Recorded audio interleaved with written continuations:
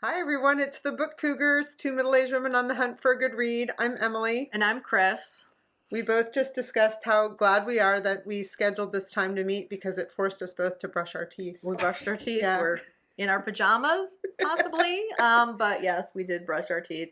And You'll put a never little know what lipstick we're on. wearing down below. We keep that a secret.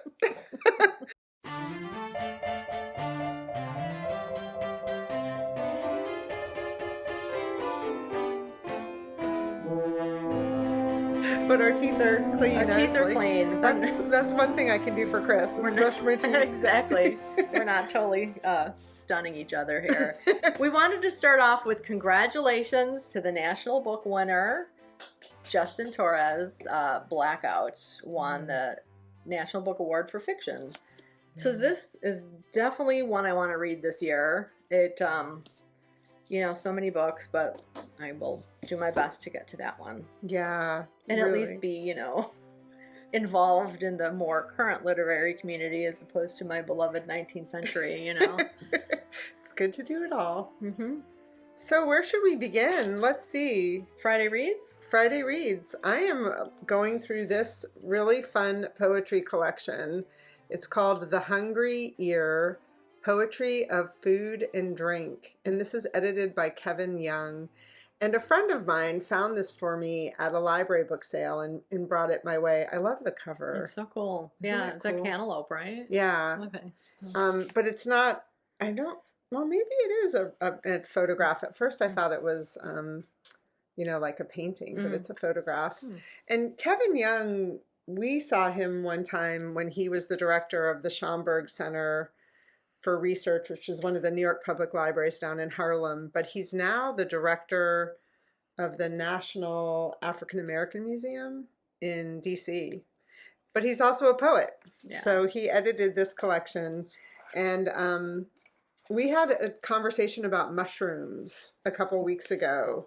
And I shared this book, Entangled Life by Merlin Sheldrake. And I also shared kind of my love and fear of mushrooms. And I did recently eat a tart with mushrooms, and I'm here to tell the story. Nice. So that's good. I also told you about this book, which I didn't show and tell, but Fascinated Fungi of New England by Lawrence Millman. My gentleman caller bought this when we were on Cape Cod at their really cool visitor center. And this is an example of what I was saying, my fear kind of mushrooms, why I harbor a fear, because they do skull and crossbones. Nice. And not only that, then they do this little symbol of crossing through the knife and fork and spoon, don't eat. Don't eat. Yeah. So there's the deadlier skull and crossbone, then the don't eat. And then I love the description of, this one's called Brick Top. And it says, so don't eat this or any other mushroom unless you are 100%, no, 109% certain of your ID. The spores of both species are purple-brown. And it goes on. So I was like, 109%. How about 100 million percent sure? Right.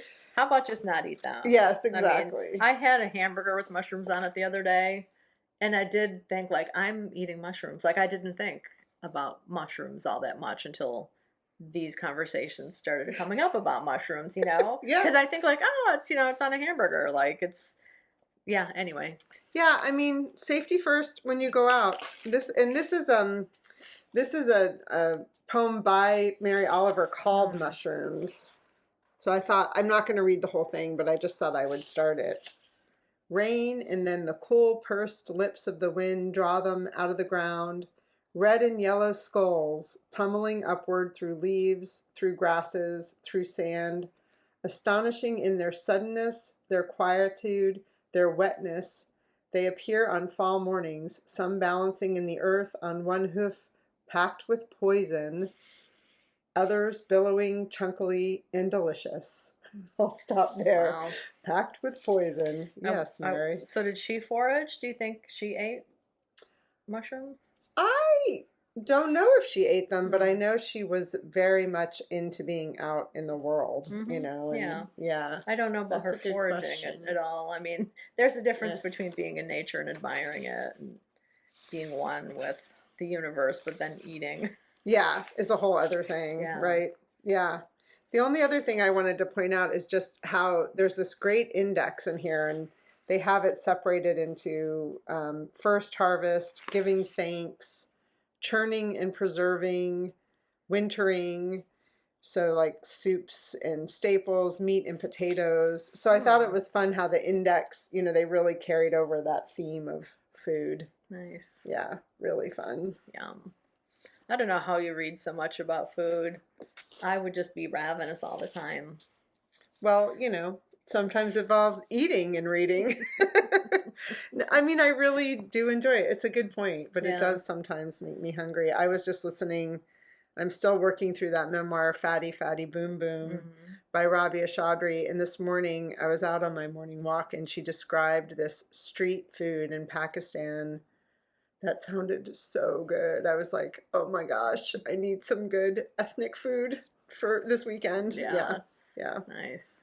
Yeah, you and another friend back in Illinois read cookbooks like in bed at night. And Yeah. I was just always like, wow, I would be up raiding the refrigerator, I think.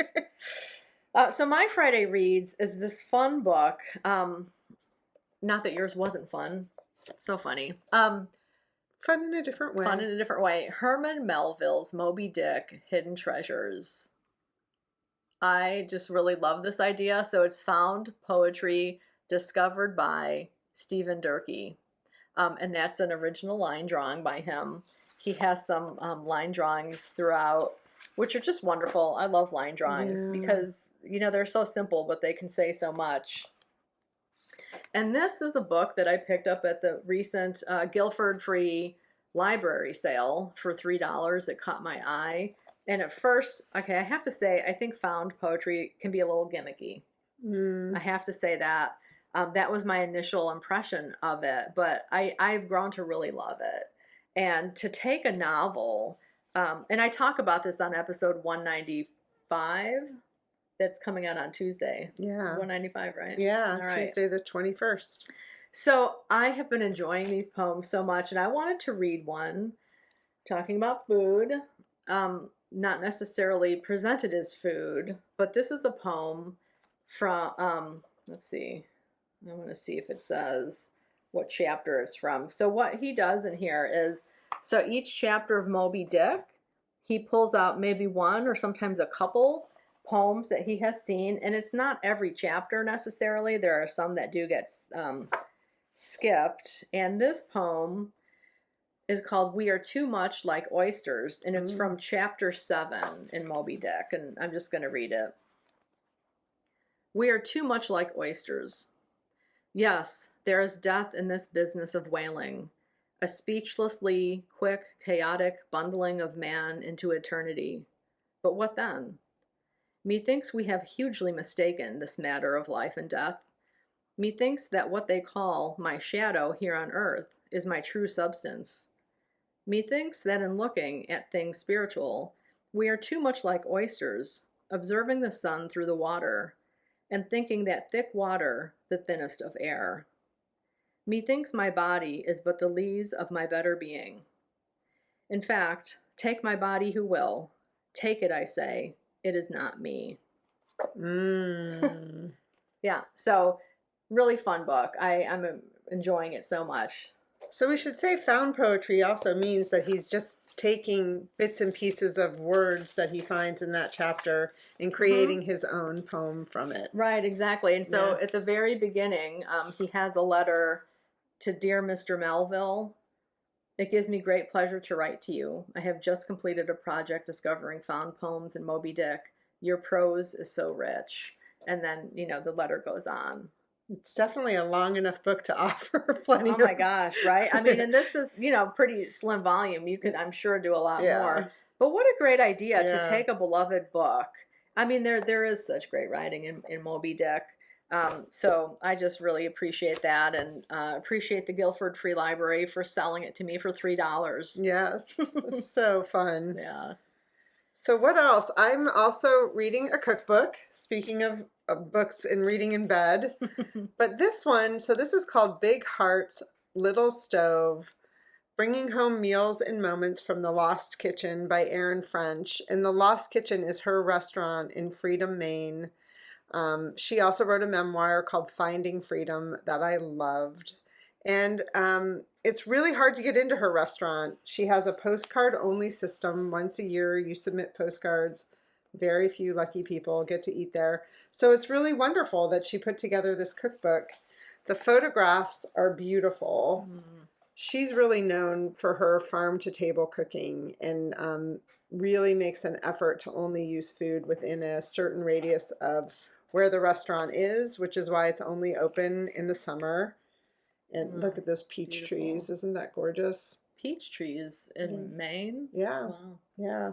And one of the things I love about her book is she's really also talking about presentation, which is something I can forget to do.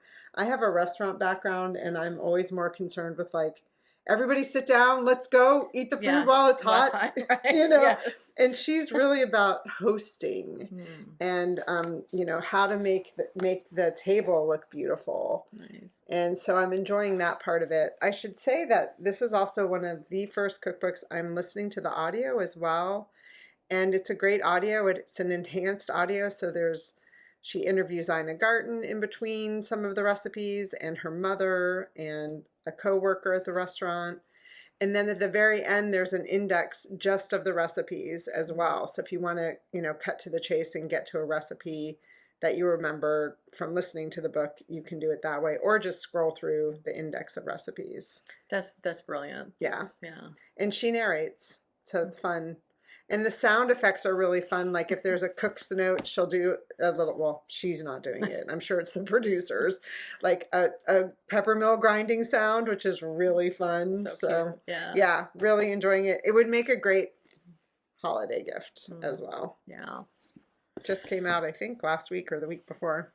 Nice. Well, I have a little show and tell. That is another book that I picked up at the Guilford Free Library sale recently. And this, you know, speaking of gifts, it's also transitioning into some gift ideas we're going to talk about. This book, I was attracted to it because it's beautiful, for one.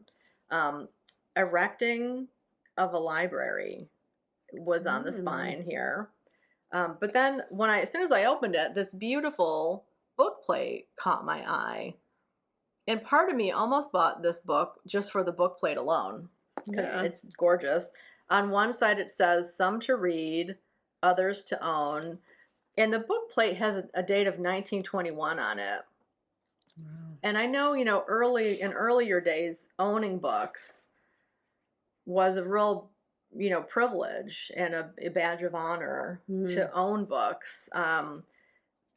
And I've been reading about that in the Edith Wharton, What a Library Means to a Woman, slowly reading that one. But then it has this wonderful, you know, dual color print. And what's cool is the pages are what they call unopened. I used to think this was called uncut, but unopened is the professional term for this. So this is a book that the owner did not read.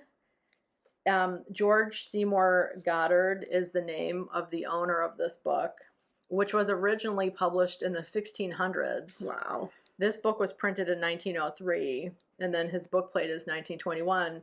But he, the owner, George here, was the second state librarian for Connecticut. And he was the one who got the big state library built and everything. I think, was that like 1902? My dates are not embedded in my skull yet about that. So I can imagine this could have been a gift that somebody gave to him in honor of that library being built and his push to get it done.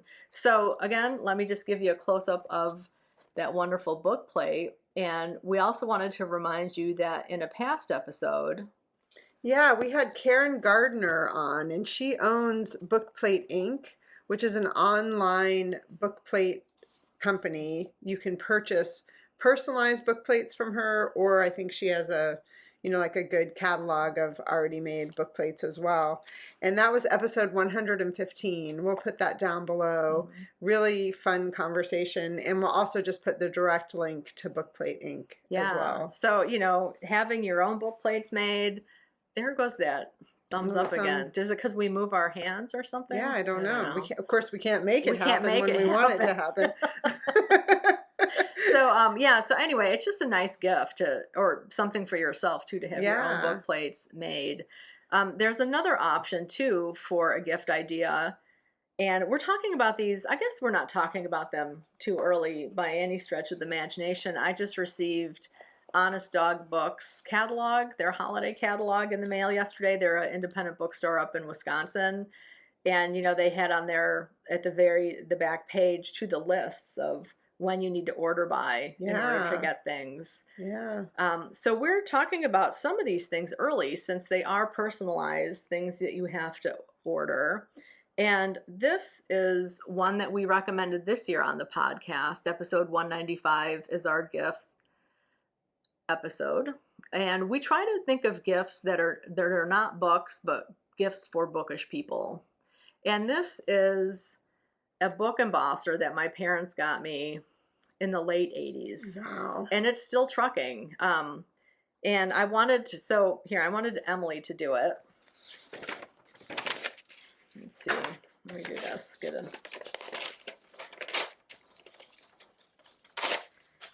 Here's a piece of paper for you. And then you just have to give it a really good, firm, slow press. And where would you do this in your books, Chris? I used to do it on my title page. Okay. Yeah.